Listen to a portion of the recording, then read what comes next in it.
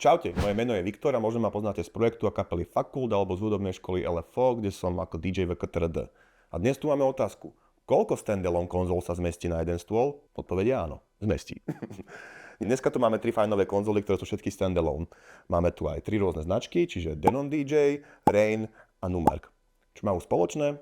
Spoločné majú to, že všetky 3 sú standalone a majú v sebe Engine OS, čiže DJ-ský software od Denonu. Preto, ako sme si hovorili aj pri minulom videjku, že veľa týchto značiek vlastne jedna veľká firma InMusic, takže všetky sú vlastne zastrešené in-house pod touto značkou a vedia si šerovať know-how a content. Rozdiel v tých konzolách je hlavne v cene. Máme tu akéby 3 budgetové kategórie. Low budget okolo 600, mid budget okolo 1000 a high budget okolo 2000 eur. Poďme od stredu. Toto už poznáme, takže skrátke len poviem. Absolútna konektivita, absolútne dokonalé prevedenie, build like a tank quality, motorizované jogy, standalone, stream, Wi-Fi, všetko je tu nabité.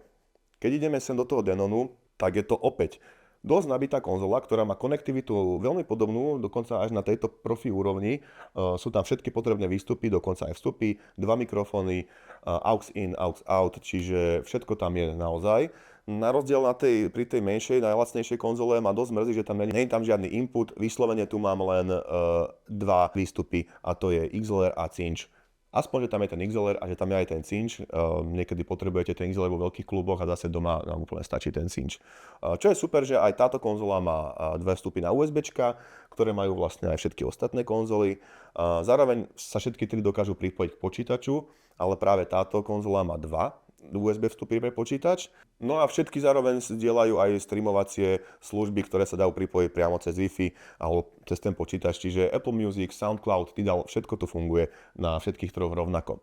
Tieto dve, čiže Rain a Numark, majú battle style konzoly, čiže skôr na scratch. Lenže pri tom Numarku tie jogy sú také, aj ten crossfader, že moc by som na to neskrečoval, alebo teda keď áno, tak veľmi jednoduché skreče.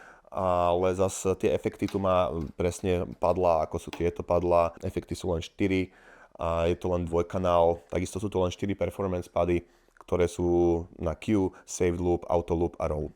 Kdežto táto konzola od Denonu, tá je klasická štvorkanálová. Ten layout je ten typický mainstreamový industry štandard konzol. Ten feeling je aj taký proste klubový. Naozaj, že je to cítiť rozdiel. Takisto by som na ne neskrečoval, ale všetko ostatné zvláda úplne perfektne. Je tu dokonca až 26 efektov, kdežto túto sú len nejaké 4 efekty. No a tuto máme zase strašne veľa efektov, čo sme si hovorili už minulé, 4 efektové jednotky, takže ani to nejdem rátať, koľko ich je dokopy.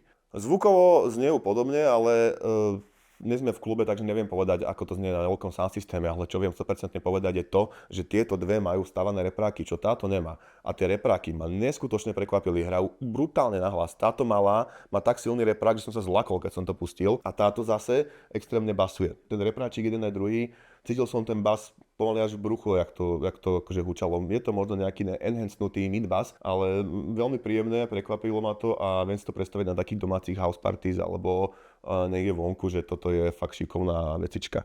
Táto tiež, dám to do ruksaku, zbalím to do batohu a môžem to vyťahnuť naozaj kdekoľvek a zahrať s tým na pláži alebo v lesíku pri ohníku, ale tá kvalita toho prehotovenia je taká, no je to ľahká konzola, je plastová tá konzola a určite na to treba špeciálny case, lebo by som sa to bal prenášať. Ako som spomínal, všetky konzoly sú standalone, čiže kľudne do nich môžete dať svoj Recordbox playlist zapojiť a bude vám to fungovať. Naozaj ten Engine OS to vie prečítať a keby náhodou aj nie, tak si ho zapojíte do počítača, preženete to cez Engine OS v počítači a máte tu tie playlisty presne také isté ako v Recordboxe. Čo naozaj cením a je to fakt šikovné, mám to aj vyskúšané a všetko mi to naozaj funguje.